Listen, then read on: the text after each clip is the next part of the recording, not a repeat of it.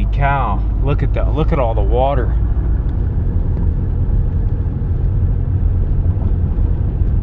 Look at how far up in here it is. You look like you're not sure about it. I'm definitely not sure about it, but I also know that if we get back there where I'm wanting to get, it's dry. We got a cold front coming in today. Temperature is dropping throughout the day, and it's about 2 in the afternoon now, and Zach and Ted are just down the river here. They're getting ready to go in, and I don't know if they realize how flooded this thing is, but Jake and I just got down here to the spot we were wanting to hunt, and this river's way out of its banks. One thing for sure, those bedding areas back in there, I don't even know if we can get over to that back one. I don't think we can, because there's a ditch in there, and I would venture to guess that that thing is completely full of water. Only one way to find out. What do you got there? I took Ted's advice and went up to the Army surplus store. Got outfitted. A lot better than them stupid spaghetti straps that I had before. I even got a little fanny pack on there. See that? You can keep your things in there.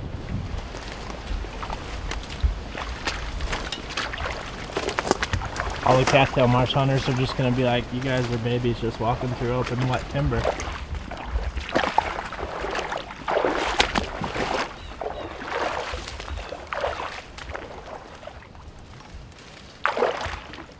Jake and I are back here. We're hunting the river bottom tonight, and it's all flooded, as y'all have been able to tell. The water starts over there about 30-40 yards away, and this is the same river bottom that Zach harvested his buck out of last year. We're just on the other side of the river. Right now the river's way out of its banks, the water's way up in these bottoms, and we found our first little patch of dry ground here. It looks like that the deer have moved up with the water. And that's what I'm hoping we run into tonight, is way back in here, there's a little CRP field that is raised just a little bit higher than the rest of the river bottom.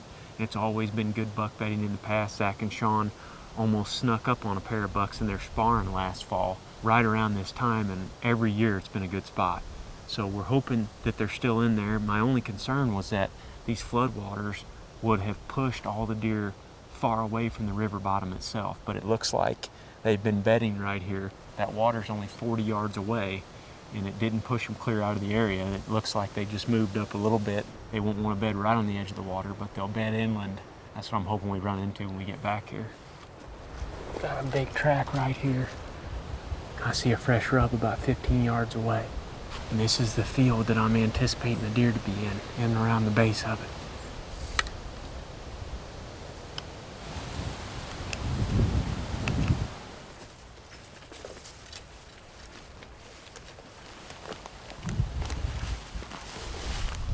Think we can get in that thing? You could shoot out that way, and I can hang out the backside here.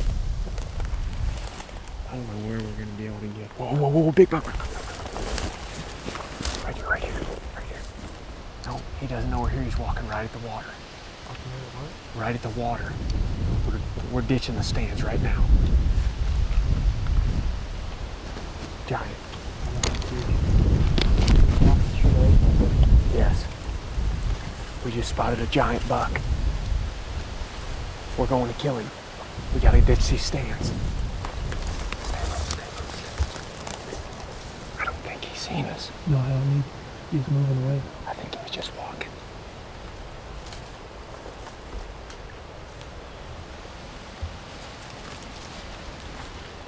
Right here, right here, right here, right here. See him? He's right through there, 40 yards. See him? Yep. I think you can crawl if you take that arrow out. That thing's almost in bow range, Jake.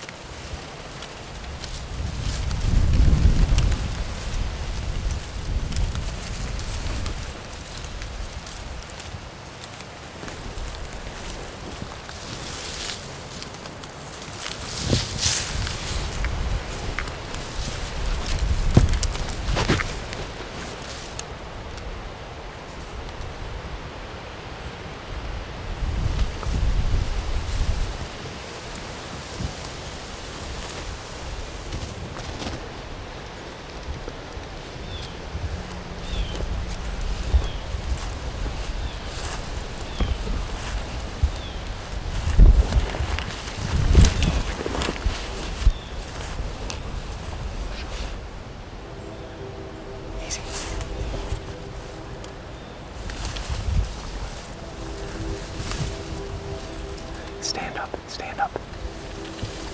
Where is he? Come over here, stand up. He's right over my shoulder. He's feeding right here at 30 yards. See him? Get on him. Easy, easy, easy, easy, easy. Don't move, Jake. Don't move.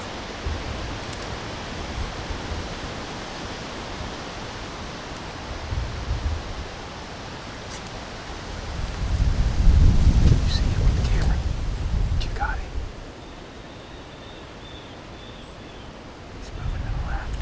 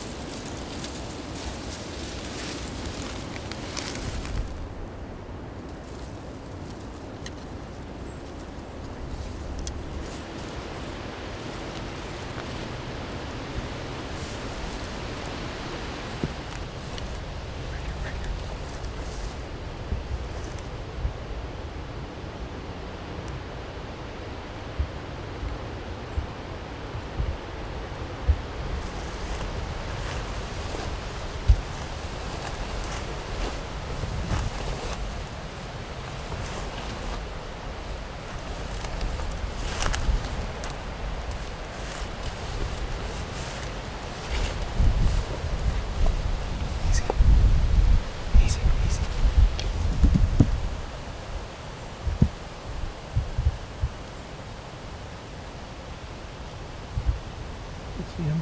Yes, he's feeding right here, 25 yards. He's feeding.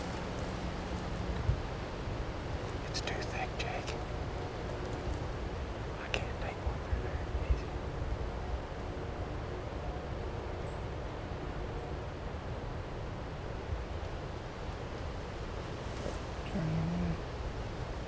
He's just feeding down there in a hole.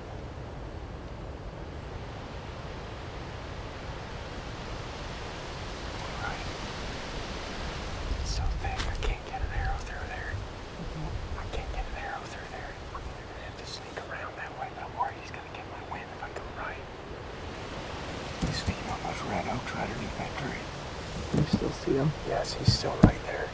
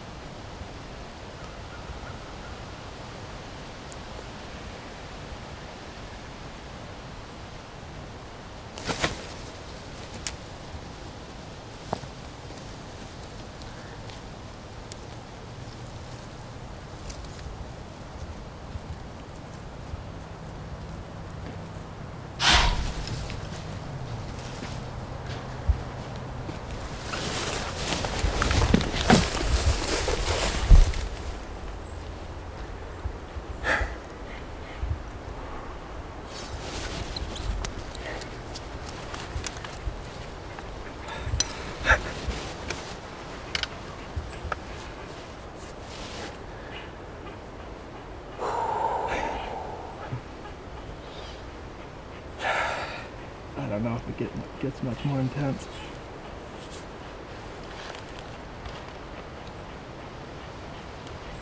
He was coming too close. Yeah. He caught the draw, I think, didn't he? Yeah.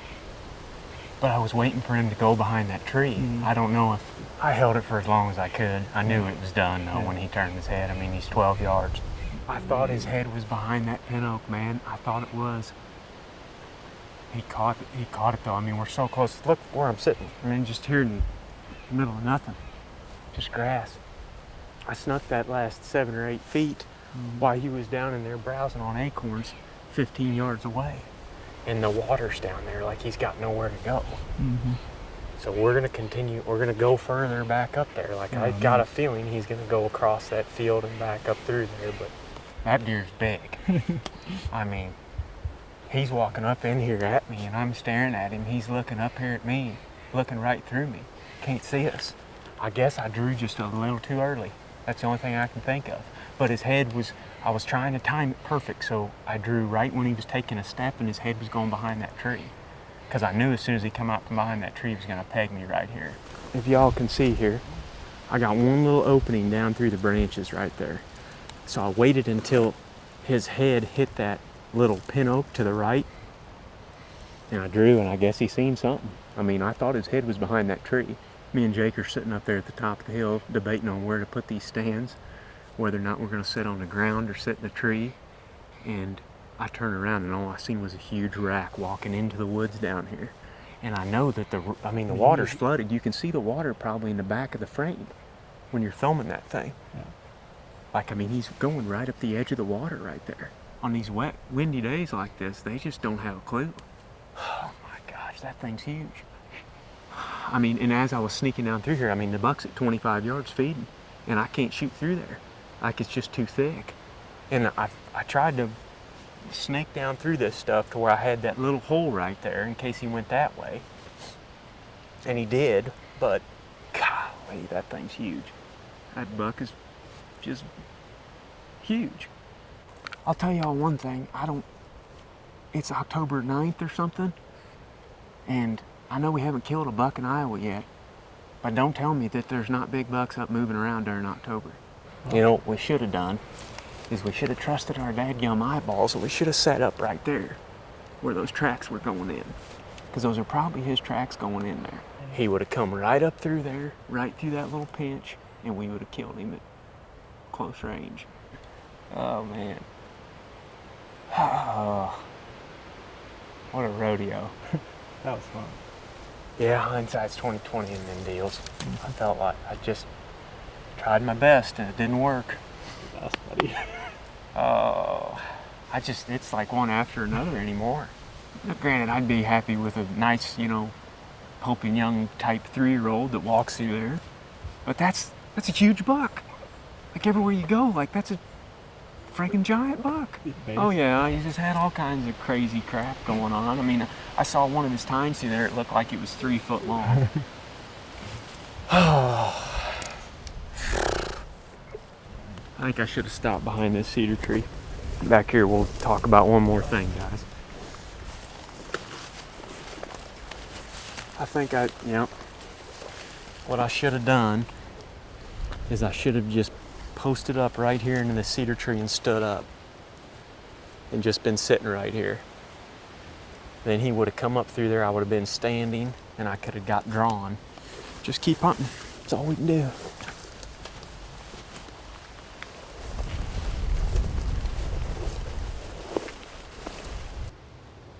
It's 5 o'clock. Get set up really, really fast.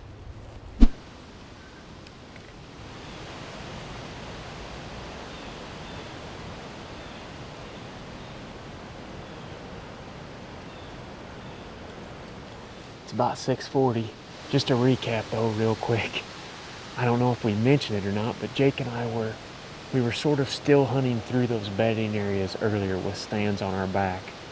And we were just getting ready to pick a tree when we looked up and saw that buck. I don't remember if we mentioned that earlier or not, but we had cut a couple sets of big tracks heading into that bedding area. We're basically following those back there And me and Jake were hemming and hawing back and forth about where we were going to hang the stand or if we were even going to set a stand up. And I turned around and looked behind Jake's shoulder and saw the buck, and as you saw, it was just complete chaos. But that's pretty much what happened. But now we're going to climb down real quick and get out to this field, and maybe we'll see another one on the way out of here this evening.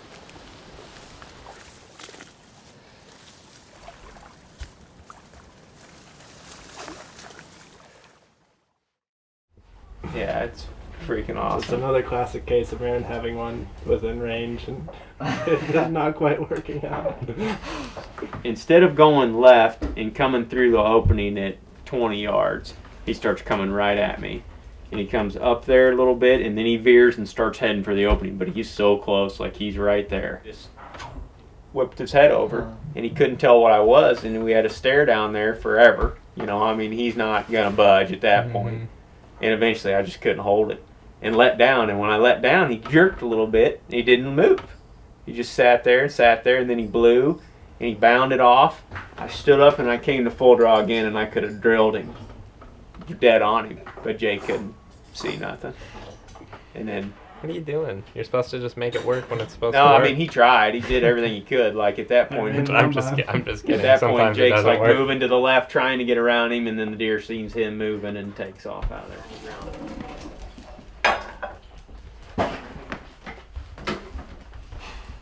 Beat you to it.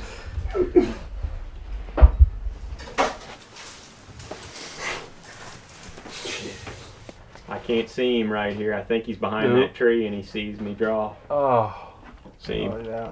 I saw it too. Like he stopped right. Yeah. Oh man! Like when he moved off through there, he just kind of trotted off, bounded off, and when he went behind that huge tree, I just made him one motion there, came to full draw, and I could have shot him through there, but like When I moved, he ran. yeah. I was like, well, Dad, come get some stew! we pulled in that parking lot and it was all water, and I was like, Maybe it'll make you stronger so you can actually hold your bow back. Maybe. You're gonna love the reaction post encounter here. Can't wait to post it on social media. It's just hard to keep the positivity when something like that happens. It wasn't one of those, I don't know what you would call it. It wasn't one of those I'm mad faces. It was, I'm in a bad mood and don't talk to me face. Then I talked to him. Ted, you just sleep with your release on? Buck came out tonight, and Ted goes, "Oh, I'd shoot that thing." I was like, "Dude, buddy, if he starts coming in here, said, give me that camera and just rip that bow back and get on him." What now? That was a compliment. Oh, good. Glad you liked it. We're just glad that Ted's not the only one that can film bucks. yeah. I mean, spray around once in a while. We've got hope yet, Logan. Called non. Like N-O-N? Like N-A-A-N. What doesn't it have that it's non? I have no idea. What's it missing? This is non? Non. It's like Are you sure it's not bread? It's non-bread. It's non-bread. That's what it's called. It's called non. Bring in some culture. Like I wasn't nervous. Yeah. Wasn't at all. Like the other day when that buck's coming in at the buck nest, I'm like, yeah. But once I got as far as I could get, like, it's just like, well, here we are.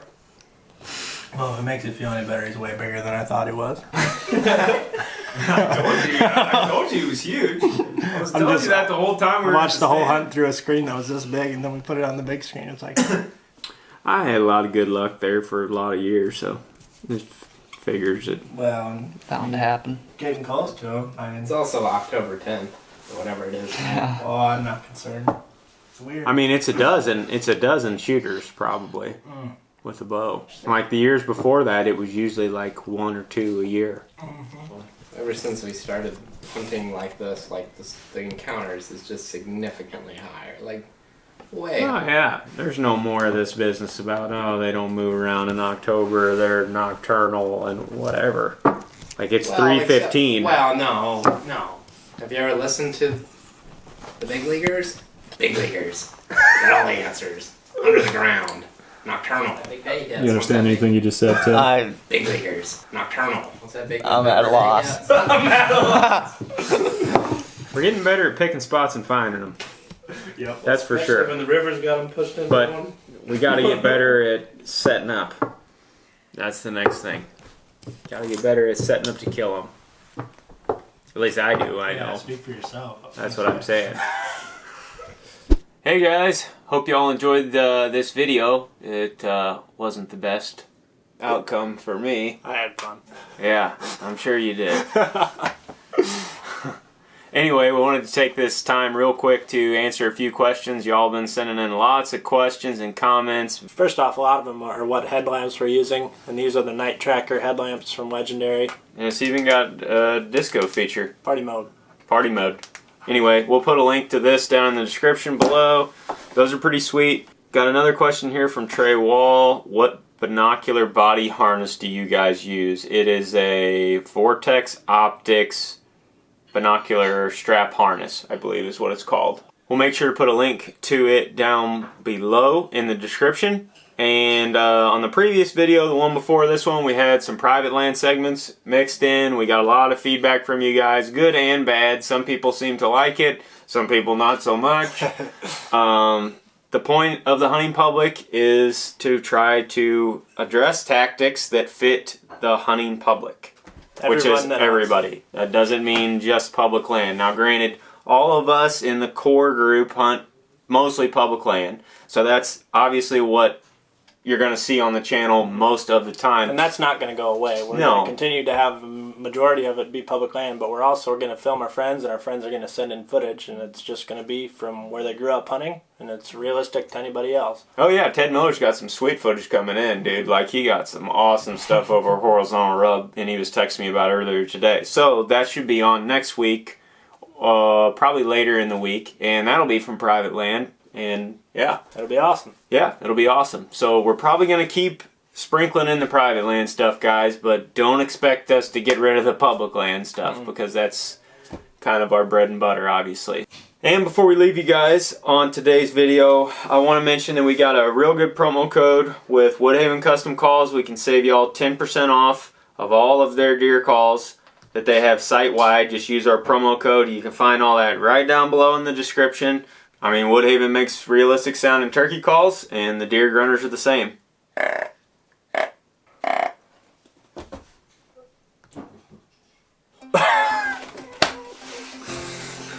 think we're too tired for this. Whoopsie. We are too tired for this. Guys, we need to go to bed. It's been another long day in the woods, and we've got more content to bring to you here real soon. So we'll see you all in the next video.